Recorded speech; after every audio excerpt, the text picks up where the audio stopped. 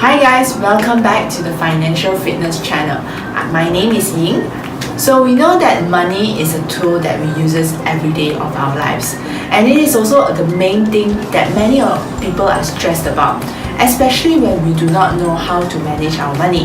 Hence, our topic for today is the mistakes that most people will make with money. Number one would be overspending. A common mistake that many of us make would be spending beyond our affordability. I get it that there are many things that we want in our life, that fancy car, to travel around the world, but we may not be able to afford this. If you insist on having things that you do not have the money for, you will end up in huge debts. Try to be mindful of your purchases. Think whether is it necessary or is it a want. Plan your budget. Set a spending and a saving goals. This will help you to monitor on your purchases. Number two would be delaying your retirement savings. Okay, so how much do you really need for retirement? Let's say you are planning to retire at the age of 60, like many of us do, and you are expecting to have a monthly expenses of around 1,000 ringgit a month till 80 years old. This means at the age of 60, you need to have around 350,000 ringgit prepared for your retirement. In order to calculate this figure, I have included the inflation rate of 3.5% into the financial calculator, which I will put in the link for the financial calculator at the description box above for you to try it out. Now you know your retirement goal. The sooner you start to save for your retirement, the lesser your monthly saving commitment would be. You see, if you start to save 400 ringgit monthly, at the end of the 30th year, you will have about 300,000 ringgit. But if you start 10 years later, you will have to save 950 monthly for 20 years in order to achieve the same amount. As you can see, the later you start saving, the higher monthly saving you will have to commit at a shorter period of time. Number three, missing credit card payments. It may be fun swiping your credit card for every shopping transaction, but when reaching the end of the month, when it's time to pay out your credit card bill, it hurts. I totally understand. But if you pay the minimum or pay late, you'll be paying extra on the unnecessary interest, which can be as high as 18%. This is a poor way to spend your hard-earned money on. To make it worse, missing credit card bills can also affect your credit score, which will affect you in the future when you're trying to apply for a loan. As I mentioned on point one, make mindful purchases. Spend on money you have, and if you really want to use your credit card, make your payments on time. Number four, taking insurance lightly.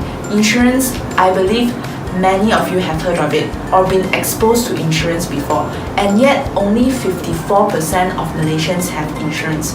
Why is that? Many takes insurance lightly, and many sees it as an option, not a priority. However, the truth is, illnesses are not only common to the elderly now. Even the younger ones have cancer, and the treatment cost is increasing drastically over the years. A trip to the hospital can easily use up a month of your income, and that's only for minor illnesses. What about cancer? A session of chemotherapy is around 75,000 per cycle. Depending on your condition, you may need more than 3 cycles, which will easily cost 225,000. How long does it take to save up 225,000 ringgit? 10 years? 20 years? Would you really want to spend all your 20 years savings on this? Invest on an insurance. If a basic minimum plan is what you can afford now, make the effort to commit. Some coverage is better than none at all. And don't forget, you are merely applying for an insurance. Whether or not you get the coverage will depend on the insurance company. If you have an existing illness, then the chances of insurance company rejecting your application is high. So buy when healthy, buy when you are young. Number five, comparing yourself with others. This is one of the kiasu behavior that most of us would have. What your peers have, you would want it too. This behavior is not only costly but also foolish.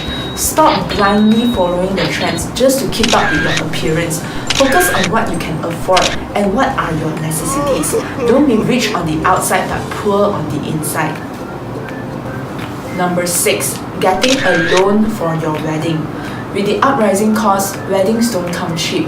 The average wedding cost is around 80 to 100,000 ringgit, and some may cost even more.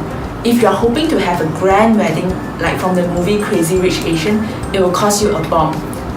But the truth is, not many can afford to have such a grand wedding, and yet many still insist on having their dream wedding by taking up a personal loan. Now, do you really want to start your married life in debt? If you cannot afford to have such a grand wedding, have a simple one. You don't have to invite the entire village of people that you're not even close to. I believe wedding is a celebration of two families. Invite people that are truly happy to celebrate this with you. In the end, what I'm trying to say is try to make mindful purchases or mindful spendings. Before making a purchase, think whether you need this or it's just a want. If it's just a want, then consider whether you have the money to afford this or not.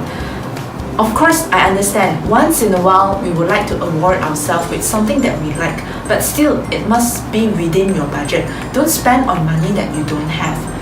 That's all for today. If you like what I've shared today, please do give us a thumbs up. And if you haven't followed my page or our YouTube channel, please do so. Till next time, bye! Okay.